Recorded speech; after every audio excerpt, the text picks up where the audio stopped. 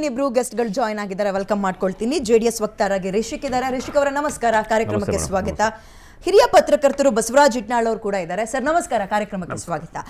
Basavaraj sir, ನಾನೊಂದು ಪ್ರಶ್ನೆ ಆರಂಭದಲ್ಲಿ ಕೇಳಿದೆ, ವೆಲ್ಕಮ್ ಮಾಡ್ಕೊಂಡಿದ್ದು ಹಾಗೆ. ನಾನು ರಾಜ್ಯ ಕಾಂಗ್ರೆಸ್ ಬಂದ್ಮೇಲೆ ಬಹಳ ಸುಭೀಕ್ಷವಾಗಿದ್ಯಾ, ಬರಗಾಲ ಹೋಗ್ಬಿಡ್ತಾ, ಜನ ಎಲ್ಲ ನೆಮ್ಮದಿಯಿಂದ ಸುಖ ಜೀವನವನ್ನ ನಡೆಸ್ತಾ ಇದ್ದಾರಾ? ಯಾಕೆ ಪ್ರಶ್ನೆ ಅಂದ್ರೆ, ಸಮಸ್ಯೆ ಇದೆ ಅಂತ ಕೇಳಕ್ ವಿರೋಧ ಪಕ್ಷ ಧ್ವನಿನೇ ಇಲ್ವಲ್ಲ 3 ವರ್ಷದಿಂದ.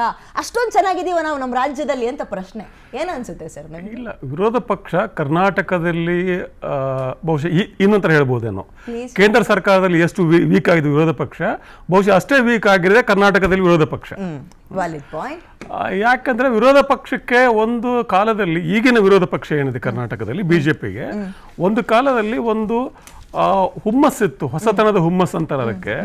ಆಮೇಲೆ ಆಗಿನ ಕಾಲದಲ್ಲಿ ಕಾಂಗ್ರೆಸ್ಸಿನ ಅನೇಕ ಭ್ರಷ್ಟಾಚಾರಗಳು ಮತ್ತು ಆಂಟಿ ಎಸ್ಟಾಬ್ಲಿಷ್ಮೆಂಟ್ ಮತ್ತು ಆಂಟಿ ಇನ್ಕಂಬನ್ಸಿ, ಆಡಳಿತ ವಿರೋಧಿ ಒಂದು ನೆಲೆಗಟ್ಟಿತ್ತು. ಮತ್ತು ಅದೇ ಥರ ಅನೇಕ ತಪ್ಪುಗಳನ್ನು ಕೂಡ ಕಾಂಗ್ರೆಸ್ ಮಾಡಿತ್ತು. ಬಿಜೆಪಿ ಒಂದು ಹೊಸ ಮುಖ, ಹೊಸ ಅಲೆ, ಹೊಸ ಭರವಸೆಯನ್ನು ಮೂಡಿಸುವಂತ ಕಾಲ ಇತ್ತು. ಈಗ ಹಾಗಿಲ್ವೇ? ಈಗ ಅನೇಕ ವರ್ಷಗಳಲ್ಲಿ ಬಿಜೆಪಿಯಲ್ಲಿ, ಕರ್ನಾಟಕ ಬಿಜೆಪಿ ಬಗ್ಗೆ ಮಾತಾಡೋದಾದ್ರೆ ಜೈಲಿಗೆ ಹೋಗಿ ಆಗಿದೆ ಬಿಜೆಪಿ ನಾಯಕರುಗಳು ಸೆಕ್ಸ್ ಸ್ಕ್ಯಾಂಡಲ್ ಸಿಕ್ಕಾಕೊಂಡು ಆಗಿಬಿಟ್ಟಿದೆ. ಬಿಜೆಪಿ ನಾಯಕರ ಹೆಸರು ಹೇಳ್ಕೊಂಡು ಆತ್ಮಹತ್ಯೆ ಮಾಡ್ಕೊಂಡಿದ್ದಾರೆ ಗುತ್ತಿಗೆದಾರರು. ಅದ್ರ ಜೊತೆಗೇನೆ ಬಿಜೆಪಿ ನಾಯಕರುಗಳಲ್ಲೇ ಗೊಂದಲ ಇದೆ, ವೈರಲ್ ಆಗುತ್ತೆ, ಅವರಲ್ಲೇ ಗೊಂದಲ ಇದೆ, ಯಾರು ನಾಯಕರು ಅಂತೇಳಿ ಒಬ್ಬರನ್ನ ಕಂಡ್ರೆ ಒಬ್ಬರಿಗೆ ಆಗಲ್ಲ.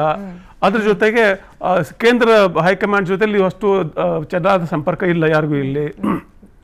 ಮತ್ತು ಜನರು ಬಹಳ ಮುಖ್ಯವಾಗಿ ಜನರ ಜೊತೆ ಹೋಗಿ ನಿಲ್ಲುವಷ್ಟು ನೈತಿಕತೆಯನ್ನು ಉಳಿಸ್ಕೊಂಡಿಲ್ಲ.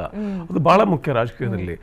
ಜನ ನಿಮ್ಮನ್ನು ನಂಬಬೇಕಲ್ಲ, ನಾನು ಭ್ರಷ್ಟಾಚಾರವನ್ನು ತೊಡೆದು ಹಾಕ್ತೇನೆ ಅಂತ ಯಡಿಯೂರಪ್ಪ ಹೇಳಿದ್ರೆ ನಂಬಬೇಕಲ್ಲ ಜನ, ಅಥವಾ ನಾವು ಒಂದು ಸುಭದ್ರ ಸರ್ಕಾರ ಕೊಡ್ತೇವೆ ಅಂತ ವಿಜೇಂದ್ರ ಹೇಳಿದ್ರೆ ನಂಬಬೇಕಲ್ಲ ಜನ.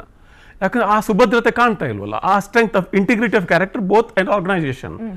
ಈಗ ವಿಜೇಂದ್ರನ ತೆಗೆದು ಹಾಕಿ ಅಂತ ಸದಾನಂದ ಗೌಡ ಹೇಳ್ತಾರಂದ್ರೆ ಏನಂಗಂದ್ರೆ ಅದನ್ನ ಚರ್ಚೆ ಮಾಡಬೇಕು ಹೈಕಮಾಂಡ್ ಜೊತೆಗಡೆ.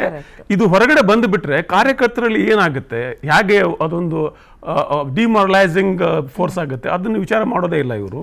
ಮತ್ತೆ ಬಿಜೆಪಿಯಲ್ಲಂತೂ ಈಗ ದೇರ್ ಇಸ್ ಅಬ್ಸಲ್ಯೂಟ್ ವ್ಯಾಕ್ಯೂಮ್.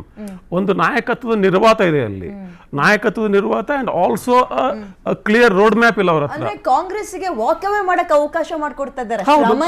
ಈಗ ನೀವು ಬಿಡದಿ ವಿಚಾರ ನೋಡ್ಕೊಳ್ಳಿ. ಇದೊಂದು ಏನಾಗುತ್ತೆ ಅಂದ್ರೆ, ಬಿಡದಿ ವಿಚಾರದಲ್ಲಿ ನೀವು ಅಲ್ಲಿ ರೈತರ ಪರವಾಗಿ ನಿಲ್ಲೋದಕ್ಕೆ, ರೈತರ ಭೂಮಿಯನ್ನು ತಗೋಬೇಡಿ ಕರ್ನಾಟಕ ಸರ್ಕಾರ ಉದ್ಯಮಿಗಳಿಗೆ ಕೊಡ್ತಾ ಇರೋ ಕೇಳಿ ಅಂತ ಹೇಳ್ಬೇಕಾದ್ರೆ ಇವ್ರ ನಟ್ಟಿಗಿರ್ಬೇಕಲ್ಲ. ಗುಜರಾತಲ್ಲಿ 1000 ಎಕರೆಗಳನ್ನ 100-200 ರೂಪಾಯಿಗೆ ಅದಾನಿ ಕೊಟ್ಟುಬಿಟ್ಟಿದ್ದಾರೆ. ಸೊ ಹೀಗಾಗಿ ಇಲ್ಲಿ ಯಾರಿಗೂ ಕೂಡ ಆ ರೀತಿ ನೆಲೆಗಟ್ಟು ಉಳಿದಿಲ್ಲ.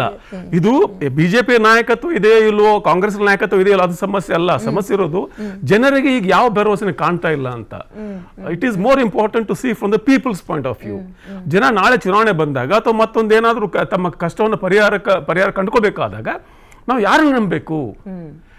ಇದ್ದಿದ್ರಲ್ಲ ಕಡಿಮೆ ಕಳ್ಳನ್ನು ನಂಬೋಣ ಅಂತ ಹೋಗ್ತಾರೆ ಜನ. ಈಗ ಪೊಲೀಸರನ್ನ ಇಲ್ವೇ ಇಲ್ಲ, ಆಗಿಲ್ಲ, ಎಲ್ಲರೂ ಕಳ್ಳರ ಇದ್ದಾರೆ. ಇದ್ದಿದ್ರಲ್ಲಿ ಕಡಿಮೆ ಕಳ್ಳ ಯಾರು? ಬರ್ತೀನಿ.